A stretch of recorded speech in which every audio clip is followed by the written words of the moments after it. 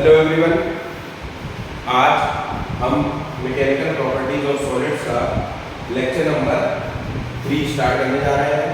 हमने जैसे कि पिछले लेक्चर में देखा, मैंने लास्ट लेक्चर में आप लोगों को बताया था कि मतलब इलास्टिक मॉड्यूलस क्या होता है, स्ट्रेस स्ट्रेन, हुक्स लॉ, ये सब मैं अपनी बात हो चुकी थी। 3 टाइप के मैंने मॉड्यूलस ऑफ इलास्टिसिटी आप लोगों को बताए थे। यंग मॉड्यूलस, शियर मॉड्यूलस जिसको मॉड्यूलस ऑफ रिजिडिटी भी कहा जाता है, और बल्क मॉड्यूलस। आज हम उन्हीं इलास्टिक मॉड्यूलस को डिटेल में देखेंगे और उनमें किस टाइप के क्वेश्चन आते हैं, ये टाइप के क्वेश्चन करने की प्रैक्टिस करेंगे। तो स्टार्ट करते हैं आज का लेक्चर।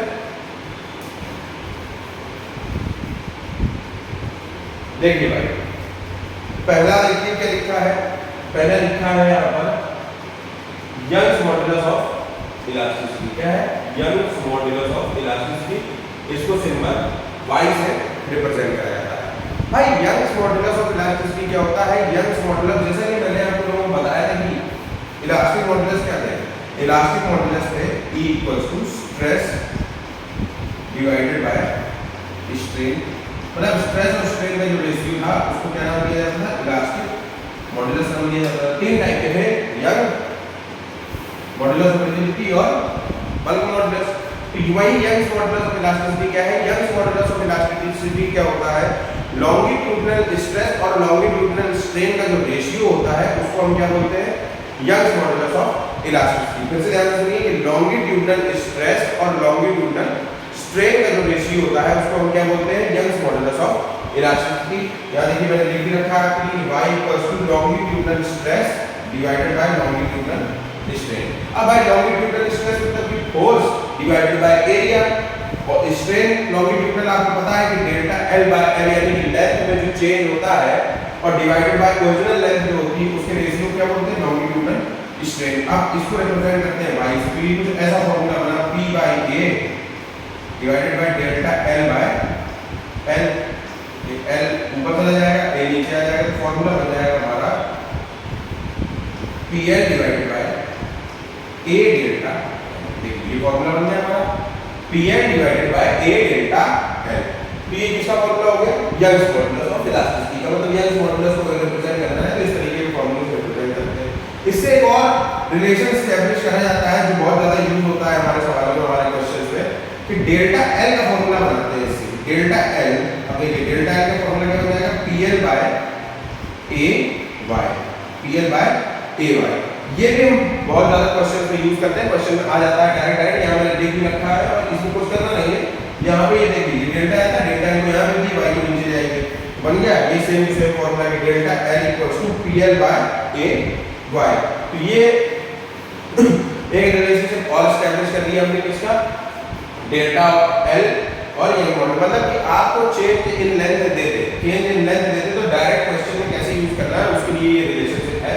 ठीक है, आप लोग नोट डाउन कर लें और फिर आज बढ़ते हैं आगे क्वेश्चंस की तरफ। आज कुछ क्वेश्चन देखते हैं यंग्स मॉड्यूलस ऑफ इलास्टिसिटी में। काफी टाइप की वैरायटी ऑफ क्वेश्चन इसमें पूछा जाता है। ठीक है, नॉर्मल क्वेश्चंस भी रहते हैं, कुछ थोड़े से मॉडरेट लेवल के भी रहते हैं, अलग-अलग एप्लीकेशंस भी होते हैं। तो देखते हैं, सबसे ज्यादा जरूरी है ये यंग्स मॉड्यूलस ऑफ इलास्टिसिटी। तो इसमें कुछ क्वेश्चन देखते हैं।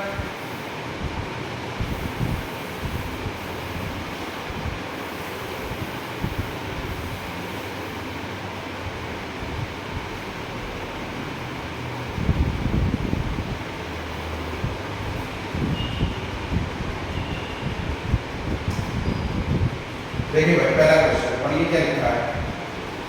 बोल रहे हैं कि A and B are 2 wires, ठीक है, the radius of A is twice that of B, ठीक, तो they are stretched by the same load, then the stress on B is, मतलब एक तरीके से बोला जाए तो सिग्मा B यानी कि stress on B divided by sigma A का अगर हम रेशियो पता कर लें तो भाई मिल जाएगा कि क्या रिलेशन रहेगा दोनों के बीच में। वही एक तरीके से क्वेश्चन में पूछा नहीं गया है।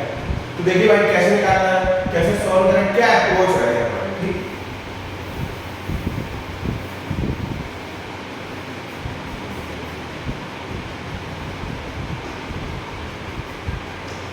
मान लीजिए एक हमारा ये वायर है, ठीक, कौन सा वायर है?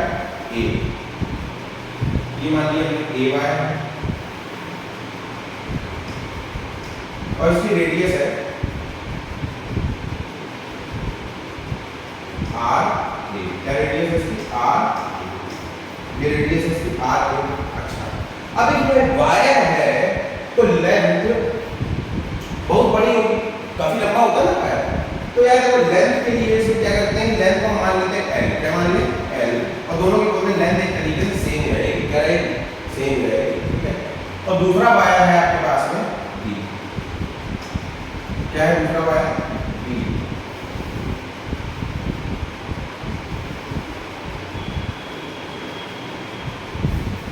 अच्छा, इस बी की जो रेडियस है वो है आर।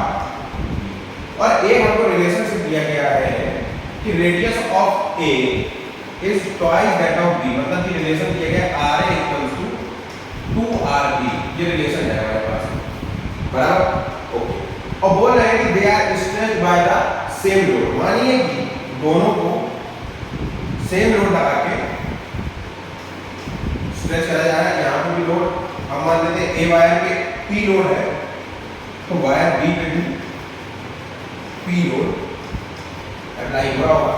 अब बोला गया है कि सिग्मा बी, ठीक है, और सिग्मा ए का रेशियो बताइए। ठीक, क्या बोला गया है? सिग्मा बी और सिग्मा ए का रेशियो बताइए। वैसे तो लेंथ की हमको जरूरत है नहीं, ठीक है, लेकिन फिर भी वायर है तो लेंथ काफी लंबी होती है, तो इस वजह से उसको इतना कंसीडर अभी नहीं कर रहे हैं। तो देखा जाएगा नीचे के लेंथ की बात भी कर देंगे। तो भाई अगर हमको सिग्मा ए लिखना हो, क्या लिखना हो? सिग्मा ए लिखना हो, तो क्या लिख सकते हैं कि load on A divided by cross sectional area of ACS। अब अगर हमको सिग्मा बी लिखना हो तो क्या लिखेंगे कि load on B divided by cross sectional area of B. भाई ये लिखना है। और आपसे पूछा क्या गया है? Sigma B by sigma A ratio पूछा गया था आपसे। Sigma B by sigma A बताइए कितना होगा। तो उसका रेशियो ले लेते हैं। Sigma B by sigma A equals to आ जाएगा PB divided by A cross sectional B divided by PA area of cross section A. Okay, इसको ऊपर दे दो, इसको नीचे दे दो, ठीक है। तो PB multiplied by ACS of A divided by PA multiplied by ACS of. अब देखिए PA और PB दोनों जगह सेम है, तो इसको कैंसिल आउट कर देते हैं। ACS के मतलब देख सकते हैं कि पाई RA का होल स्क्वायर। क्यों? भाई देखो एरिया क्रॉस सेक्शन कैसा होगा? सर्कुलर होगा। तो सर्कल का एरिया क्या होता है? Pi r square. ठीक, तो pi r A square divided by pi r B square. Pi से पाई कैंसिल आउट हो गया। ठीक, तो हमारे पास में sigma B by sigma A आया R A square divided by R B square. अब आर ए के मध्य रिलेशन रखा जा सकता है जो हमको दिया गया है, क्या कि R A equals to 2r दिया है। क्या है? R A equals to 2rb दिया गया है। तो रख दीजिए इसमें क्या है? 2rb का स्क्वायर डिवाइडेड बाय rb का स्क्वायर, यानी 4rb square divided by rb square. तो ये rb स्क्वायर से rb स्क्वायर कैंसिल आउट हो गया। हमारे पास आंसर आया sigma b by sigma a equals to कितना है? Sigma b by sigma a equals to 4 दिया है। मैं यहाँ भी लिख देता हूँ कि सिग्मा b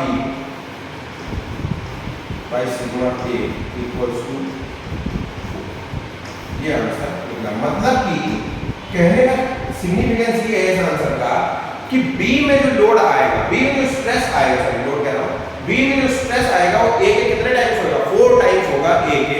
क्यों? क्योंकि इसकी रेडियस क्या दिखाई? A से हाफ। और स्ट्रेस कैसा होता है? इनवर्सली प्रोपोर्शनल होता है क्रॉस सेक्शनल एरिया के। और रेडियस भी जाएंगे तो एरिया जो होता है रेडियस के स्क्वायर में चलता है। जो हमारा स्ट्रेस होगा वो भी भाई हमारे रेडियस के स्क्वायर के इनवर्सली प्रोपोर्शनल होगा। मतलब रेडियस हाफ हुई तो स्ट्रेस क्या होगा? 4 टाइम्स बढ़ जाएगा। कैसे हो जाएगा? 4 टाइम्स बढ़ जाएगा। समझे? चलिए इसको रफ करते हैं, बढ़ते हैं नेक्स्ट क्वेश्चन की तरफ।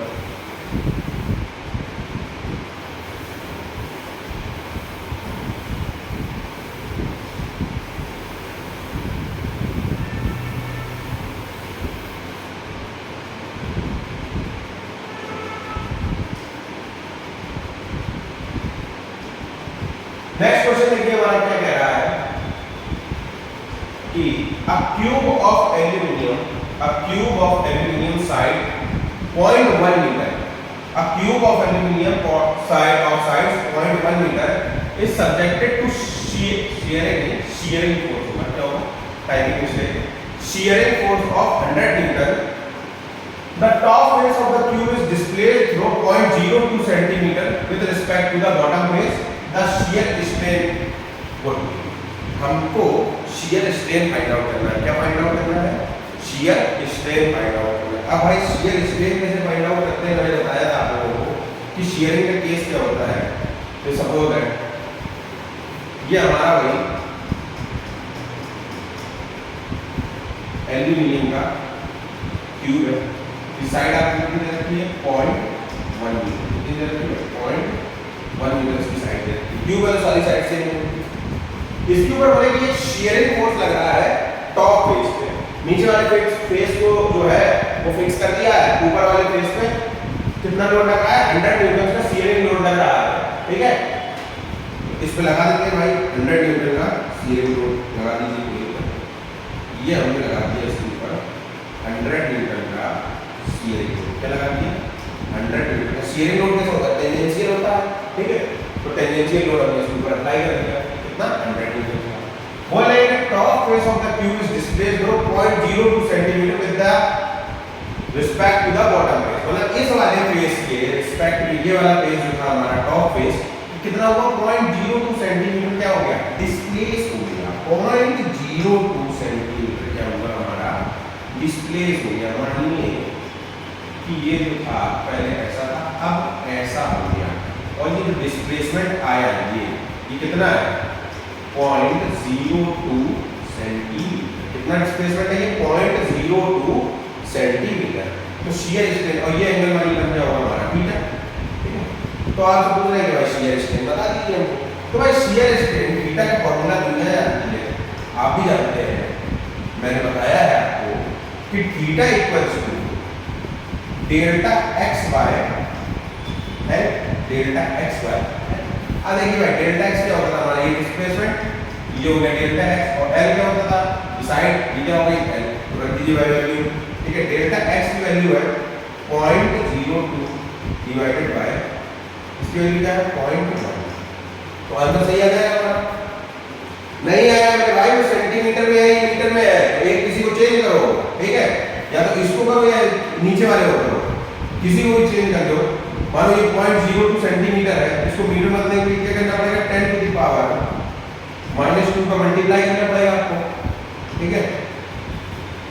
तो देखिए भाई ये हुआ यहाँ पे 10 और ऐड हो गया, मल्टीप्लाई हो गया 0.02 मल्टीप्लाइड बाय 10, या इसको सबको एक साथ लीजिए 2 × 10 टू द पावर -3, थीटा की वैल्यू कितनी है 2 × 10 टू द पावर -3,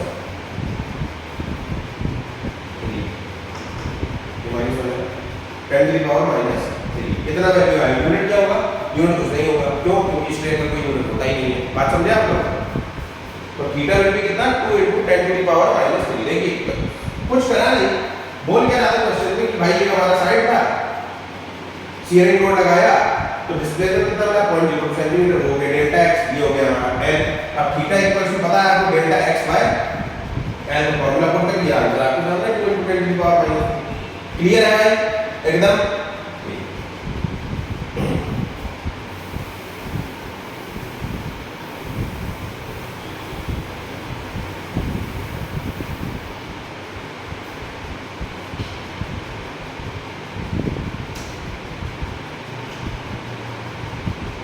क्या लिखा है पढ़िए अगला सवाल कि estimate the force with which a karate master strikes a board assuming the hand's speed at the moment of impact is 10 metre पर सेकंड।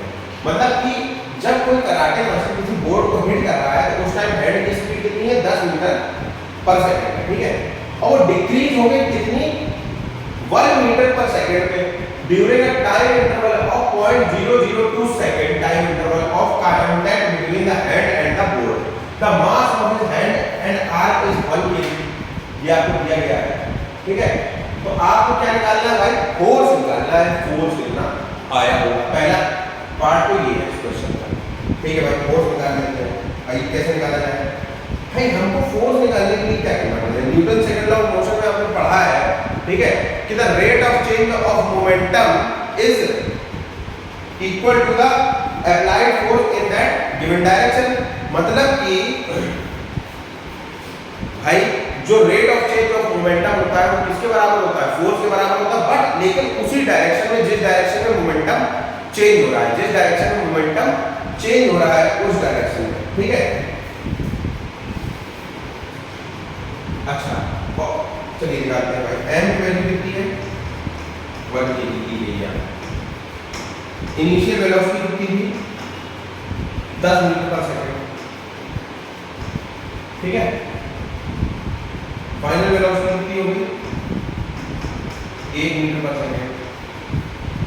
कितने टाइम में होगी,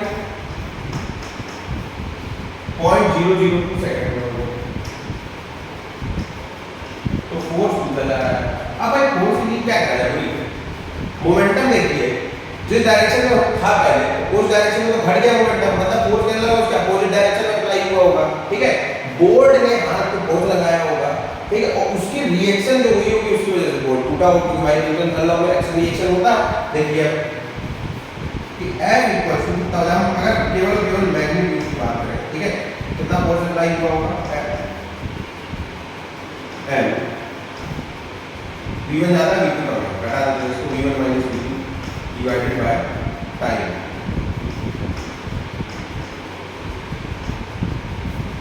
ठीक है, m कितना दिया गया 1, V1 कितना है 10 माइनस V2 कितना है 1 डिवाइडेड बाय टाइम कितना दिया गया 0.002 सेकंड, 0.002 सेकंड। ठीक है, ये हो गया आपका 9 डिवाइडेड बाय 0.002। इसको लिख सकते हैं 2 × 10 की पावर -3 ऊपर चला जाएगा, 10 की पावर +3 बन जाएगा डिवाइडेड बाय 2। तो आया आपका ये mod of F equals to, काट लीजिए उसको, कितना आएगा 4.5 × 10 की पावर 3 यानी कि 4500 न्यूटन। कितना, 4500 न्यूटन, 4500। भाई क्या एस्टिमेट द फोर्स निकालना था आपको। ठीक, इंपैक्ट के टाइम पे स्पीड कितनी दी गई है आपको, देखिए 10 मीटर पर सेकंड, और डिक्रीज हो कितनी होगी 1 मीटर पर second. During a time interval दिया गया है ना। अब तो मास दिया गया है आपको 1 kg।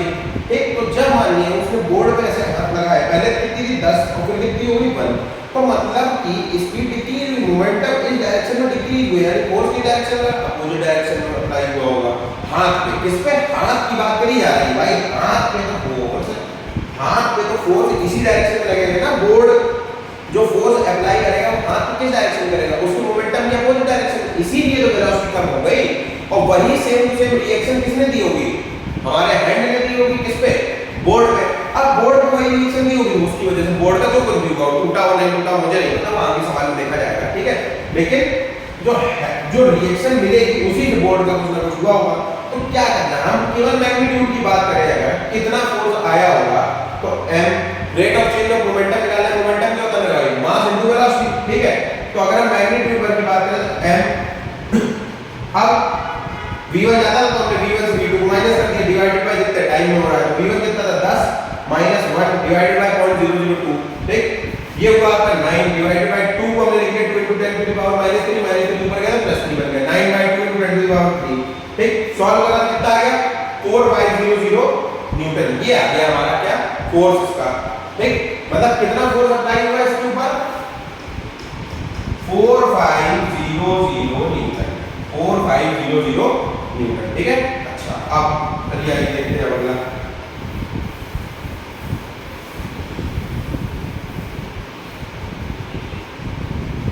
नेक्स्ट पार्ट में ये बताते हैं कि estimate the shear assuming this force is exerted on a 1 centimeter thick pine board that is 10 centimeter wide।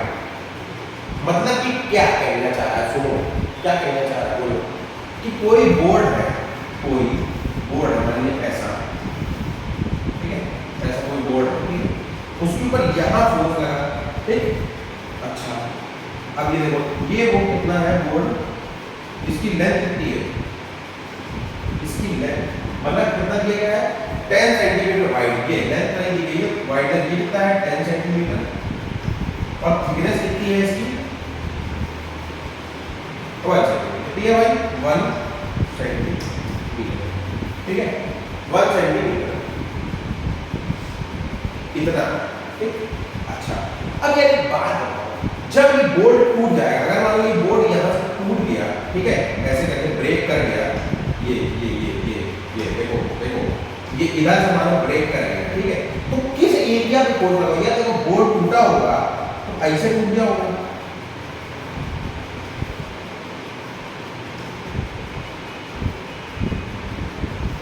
ये इस वाले एरिया का शियर ऑफ हुआ, इस वाले का, इसका, ठीक। तो इसका एरिया कितना है भाई, ये कितनी है 10 वाइडनेस, और ये थिकनेस कितनी है 1 सेंटीमीटर, तो इस वाले एरिया पे फोर्स अप्लाई हुआ कैसा, टेंजेंशियली, कितना हुआ 4500 न्यूटन का। तो कितना स्ट्रेस डेवलप हुआ ये निकालना है आपको, शियर स्ट्रेस कितना डेवलप हुआ ये निकालते हैं मेरे भाई, ठीक है। तो फोर्स की वैल्यू आपको दी गई है, हमको पता है tau equals to F by A होता है, तो फोर्स की वैल्यू दी गई है आपको 4500 न्यूटन डिवाइडेड बाय, आपको क्या करना है, इसको एरिया निकाल लेना है 10 into 1 यानी कि 10 सेंटीमीटर स्क्वायर इसका एरिया है, बदल देते हैं मीटर स्क्वायर में, 10 टू द पावर -4 कर देते हैं, यहाँ पर कितना कर देते हैं 10 टू द पावर -4, ठीक। तो मेरे भाई देखिए आंसर कितना आ गया आपको 4500 डिवाइडेड बाय, ये नीचे हो जाएगा 10 टू द पावर -3, ऊपर चला जाएगा कितना हो जाएगा 10 टू द पावर 3, ये बनेगा 4.5 into 10 to the power 6 Newton पर मीटर स्क्वायर, इतना स्ट्रेस डेवलप हुआ इसमें, किसमें बोर्ड में। क्या करा 4500 डिवाइडेड बाय एरिया कितना था 10 मल्टीप्लाइड बाय 1 यानी कि 10 सेंटीमीटर स्क्वायर, उसको मीटर स्क्वायर में चेंज करा 10 टू द पावर -4 का मल्टीप्लाई कर दिया। अब ये नीचे बना कितना 10 टू द पावर -3, ऊपर गया मल्टीप्लाई में, तो आंसर कितना आया 4.5 into 10 to the power 6 Newton पर मीटर स्क्वायर, या फिर बोलना चाहो तो पास्कल बोल लो इसको, क्या बोल लो पास्कल, सिखाया गया है। या फिर आप इसको और कुछ भी बोल सकते हो कि 4.5 मेगा पास्कल भी बोल लो, इसको कोई दिक्कत नहीं है, अलग अलग यूनिट है, अलग अलग खेल है, लेकिन सबसे रिजल्ट क्या आएगा सेम आएगा, ठीक है इतना। अब अगला क्या है भाई, एक ये हो गया हमारा, अगला बोल रहे हैं कि if the maximum shear stress that the pine board can support before breaking, इतना कितना 3.6 into 10 to the power 6 will the board break, बताइए भाई यस और नो, क्लियर क्लियर आंसर है इसका यस। बोर्ड टूट के दो टुकड़े में बढ़ जाएगा, क्यों बढ़ जाएगा, क्योंकि उसके ऊपर स्ट्रेस कितना डेवलप हो गया, इतना मेरे भाई, इतना, और कितना सह सकता था इतना। आप किसी की लिमिट से ज्यादा उसके ऊपर लोड लगा देंगे तो टूट जाएगा, स्ट्रेस लगा देंगे टूट जाएगा, बेचारा सह नहीं पाएगा, झेल नहीं पाएगा, तो कितना होगा टूट जाएगा तो बीच में से, ठीक है। तो इसका आंसर लिखने का तरीका देखिए, yes the board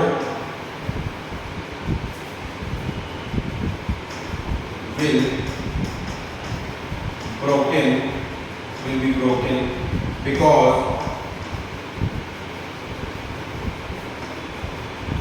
tau applied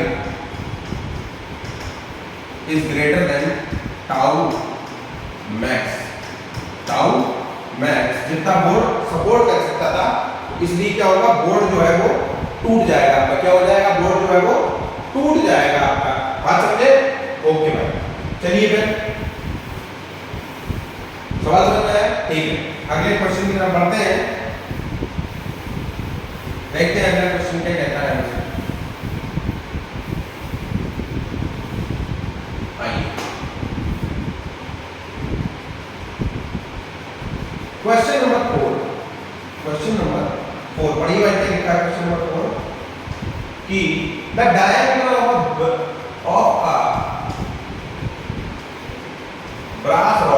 of a brass rod is 4 mm having Young's modulus 9 into 10 to the power 9, find the force required to stretch the rod by 0.01% of its length, 0.01% of its length, 0.01% of its length, मतलब delta L कितना है delta L कितना है मेरे भाई, delta L equals to दिया गया आपको 0.1% ऑफ इट्स लेंथ, यानी मान लीजिए कोई ब्रास रॉड है ऐसी, कोई ब्रास रॉड है ऐसी, कैसी ऐसी, इसका डायमीटर है 4 कितना है 4 है, और मानिए इसकी लेंथ जो है कितनी है एल है, कितनी है एल है।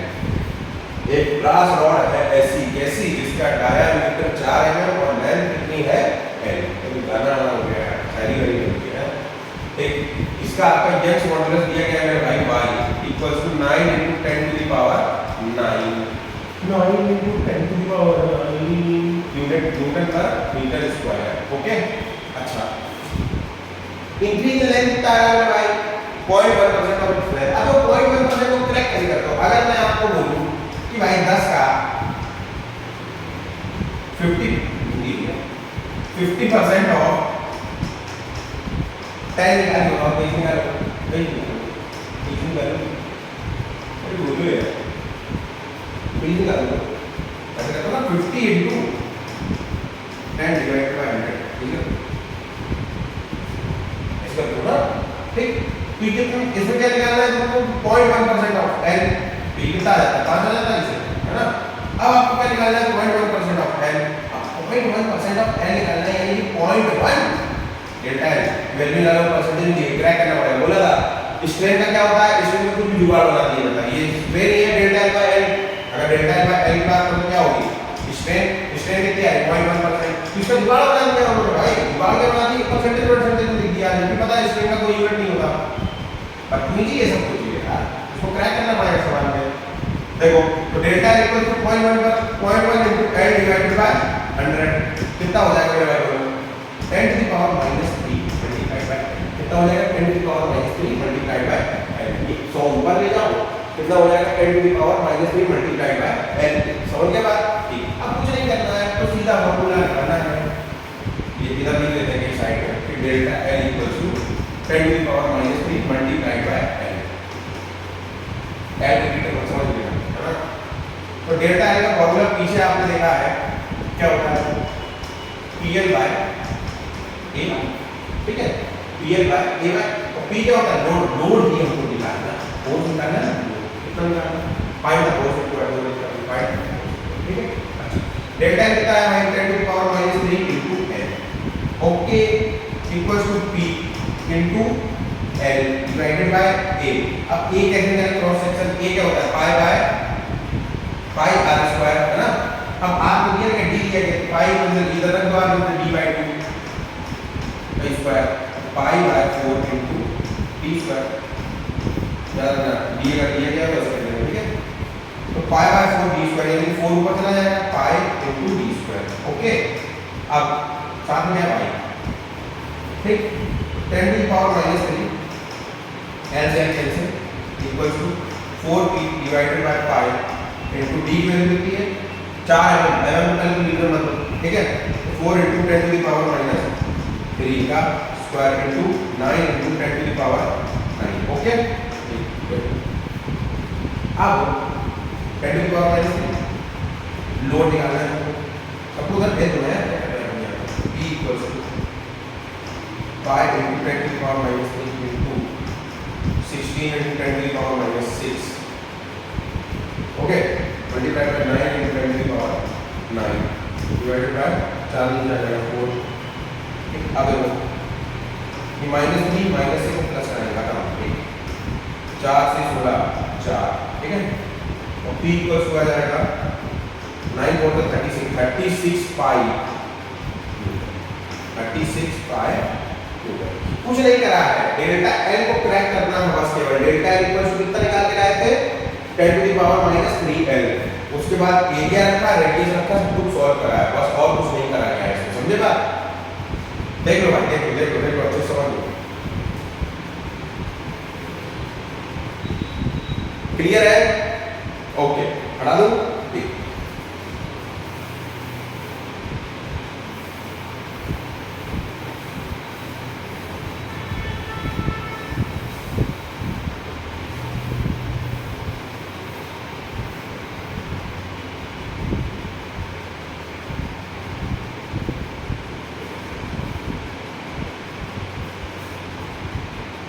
क्या क्वेश्चन है? A piece of copper wire has twice radius of steel wire. Length modulus of steel wire is square that of copper wire. One end of the copper wire is joined to one end of steel wire so that both can relate to same longitudinal cone. What fraction of its length will be steel extends than the length of इसको करेंगे, इस सवाल को करेंगे लेकिन अभी नहीं, बाद में बताऊंगा। एनालॉजी ऑफ रॉड बताऊंगा, एडजस्टमेंट तब करेंगे। इसको देखिए भाई, इसमें क्या बोल रहे हैं कि a massive stone pillar 20 meter high and of uniform cross section being arranged on the rigid base and supports a vertical load of 5 into 10 to the power 5 newton at its upper end. If the compressive stress is in the pillar is not actually 16 into 10 to the power 6 newton per meter square, what is the minimum cross sectional area of the pillar? Density दिया गया है stone का और G दिया गया है, ठीक, ये दिया गया है क्या कि सिग्मा मैक्स कितना दे सकता है, कितना, ठीक है, हाइट वाइट दे रखी है, मतलब नहीं है ऐसा ऐसा कुछ है, ऐसा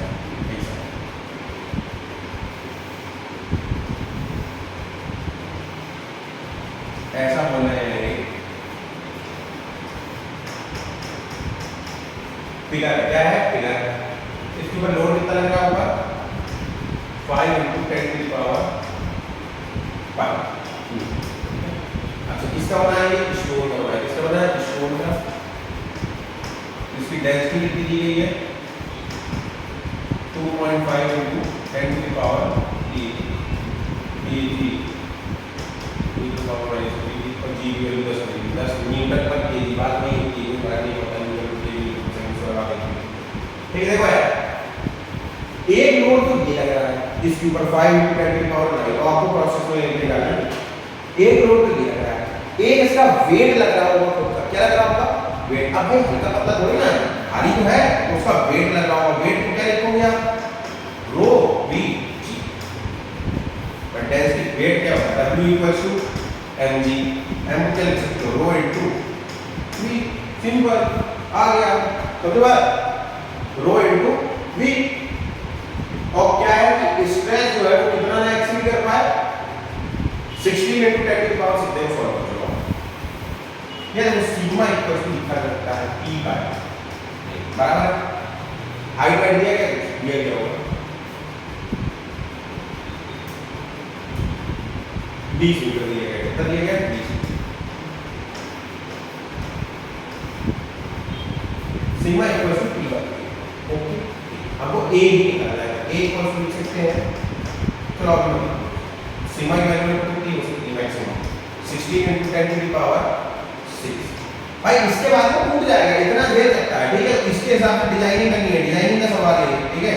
P कितना लगा सकते हो? एक तो लग ही रहा है 5 into 10 to the power 5, बराबर, प्लस और कितना लगा सकते हो? इसका वेट, वो भी किस क्रॉस सेक्शन में एरिया पे एक्ट करेगा, इसी पे एक्ट करेगा, rho we g divided by A हमको निकालना है। 16 into 10 to the power 6 equals to 5 into 10 to the power 5। रो की वैल्यू कितनी है? 2.5 into 10 to the power 3। g की वैल्यू 10, b की वैल्यू पास देखा है भाई, b की वैल्यू क्या निकालते हो? ये जैसे मान लो ये इसका क्रॉस सेक्शन है, इस लेंथ तक फैला है, इस लेंथ तक फैला है, ये l वाली लेंथ, ये एरिया हो गया, ये लेंथ हो गई, इसका होगा मल्टीप्लाई कर दो, a क्रॉस l आ जाएगा आपका वॉल्यूम, a क्रॉस l कितना दिया गया? 20 मीटर, ठीक है। 20 मल्टीप्लाइड बाय 8 डिवाइडेड बाय, ठीक है। अब इस चित्रकारी को मिटा देता हूं थोड़ी देर के लिए।